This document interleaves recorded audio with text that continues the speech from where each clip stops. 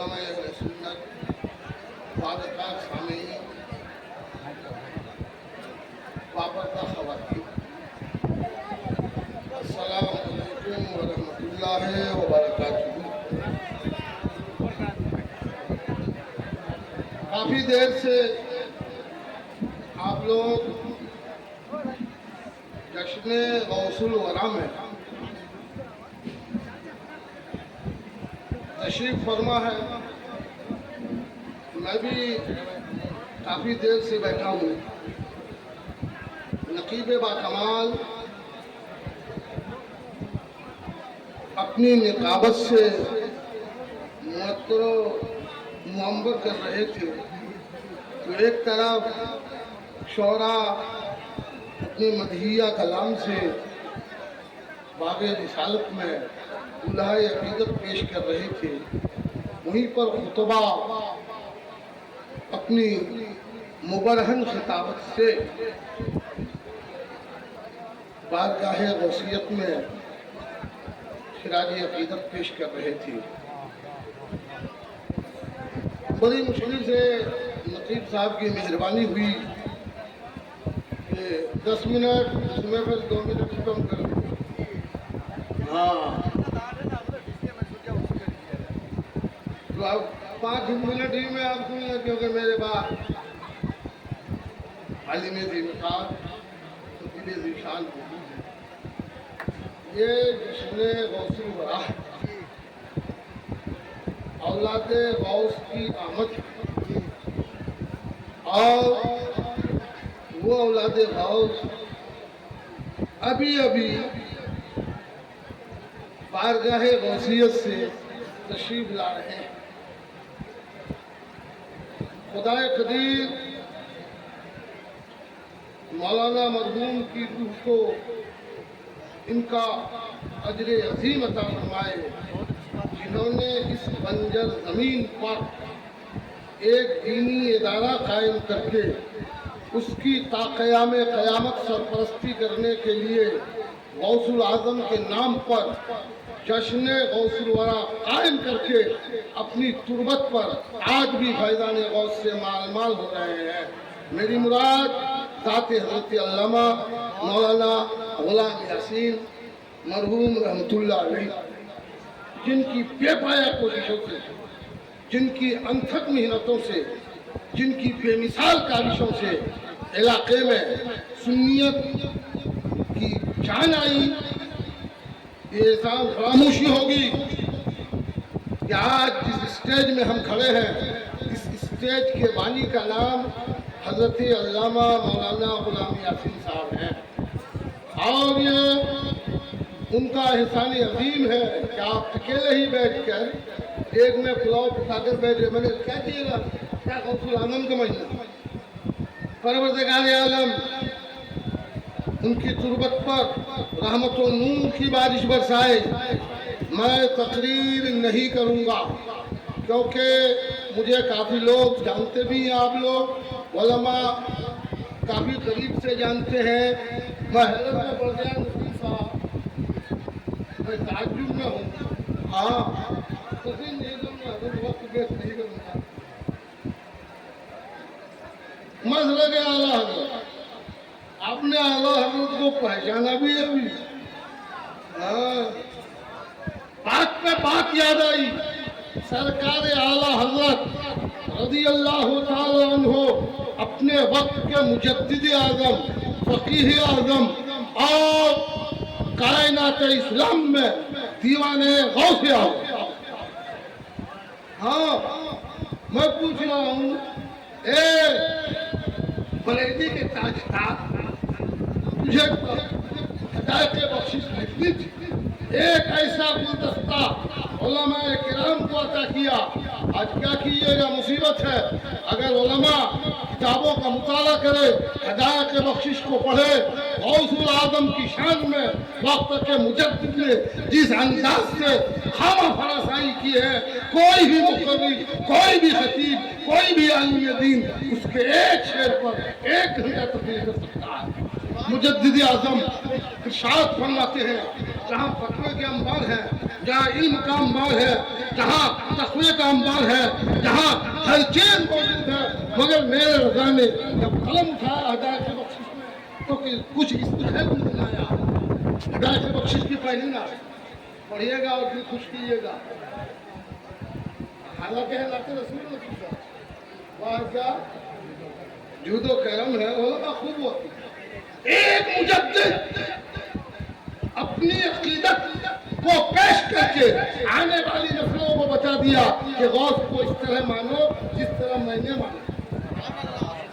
پہلا مثال تو بڑا آسان ہے کہ واہ کیا جود و کرم ہے شہ بتہا تیرا، نہیں سنتا ہی نہیں. مگر جب مقطع کہتا ہے، مقطع اب نقیم صاحب بتا دیں گے، خطبہ بتا دیں گے کہ یہ شاعروں کی عادت ہے کہ نعت لکھنے کے بعد، منقبت لکھنے کے بعد آخر میں ایک شعر دیتا ہے جس میں اپنا تخلص وہ پیش کرتے ہیں. سیکھا حضرت علامہ جامی سے درس عشق اور دنیا کو پڑھا دیا کہ عشق یہ ہے کہ عشق کرنا سیکھیے اور عاشق بننا سیکھیے. ہاں مقطع میں کہتے ہیں. میں نے کہا حضور یہ تو آپ نعتیہ دیوان کہہ رہے ہیں، واقعہ جود و کرم ہے تیری سرکار میں. ہاں فریاد ہے عاشق کا، آرزو ہے عاشق کی، تمنا ہے عاشق کی، ایک امنگ ہے تیری سرکار میں لاتا ہے رضا اس کو شکر. میرے رضا آپ کے مرشد، آپ کے تاجدار، آپ کے پیر، آپ کے مربی، آپ کے محسن، آپ کے مقتدا، جس کے ہاتھ پر آپ نے بیعت کر کے پوری کائنات کو بتایا ہے کہ قادری کر قادریت، قادریوں نے اٹھا قادر عبد القادر قدرت نما کے واسطے وہ مرحلہ مقدسہ کا وہ پلند پائے عمارت اور وہ گنبد جس کے سائے تلے 7 کتب آرام فرمایا. ان کتبوں پر آپ کی نگاہ تھی، کاغذ تھی، ضرور تھی، بے شک تھی. میں خوب جانتا ہوں کیوں کہ میں نے دعا ہی کر دی ہے. کیا دعا کی ہے؟ ہاں دو جہاں میں خادم آل رسول اللہ کا گھبراؤ نہیں، میں نے مرشد کا نام لیا ہے مگر میں آج پہلی دیوان میں پہلی نعت میں ایک ایسے کو اپنا سفارشی پیش کر رہا ہوں تاکہ دنیا یہ سمجھ لے کہ اگر سفارش کرنے کا حق ہے تو اسی بغداد کے تاجدار کا ہے. تیری سرکار میں لاتا ہے رضا اس کو شفیع. یا رسول اللہ، یا حبیب اللہ، انظر حالنا. آج تیری بارگاہ میں، تیری بارگاہ پر عظمت میں اے امنہ کے لال امام احمد اللہ اپنا شفیع پیش کرتا ہے. تیری سرکار میں لاتا ہے رضا اس کو شفیع جو میرا غوث ہے اور لاڈلا بیٹا تیرا. اے سکھانے والے عشق کو محبت کی داستان میرے امام نے پوری کائنات کو سکھا دیا. اور جب اولاد رسول کی بات آئی تو یہ بھی کہہ کے آپ گزر گئے. کیا کہے؟ آپ شجرہ پڑھیے گا تو آپ کو معلوم ہوگا. دو جہاں میں حیرت ہے آپ کے مرشد جناب آل رسول مگر آپ مصرع کہہ رہے ہیں. دو جہاں میں خادم آل رسول اللہ کا. جب اس مصرع کو کھولا ہے عادل آبادی نے تو آپ کو مزہ آ گیا. مولانا آل رسول آپ کے مرشد کا نام ہے مگر آپ ایک انداز کیجئے. دو جہاں میں خادم آل رسول اللہ کا حضرت آل رسول مقتدیٰ کے واسطے غوث اعظم ممن بے سر و ساما مدد قبلہ دین مدد کعبہ ایمہ مدد بغداد کی تاجدار کی بارگاہ میں خراج عقیدت کے طور پر بغداد کا وہ 2 منٹ کا واقعہ میں کہہ کر گزر جاؤں گا. مولانا فضل کریم صاحب بیان کر رہے تھے، نقیم صاحب بھی کبھی بیان کر رہے تھے مگر ادھر سے ادھر شارٹ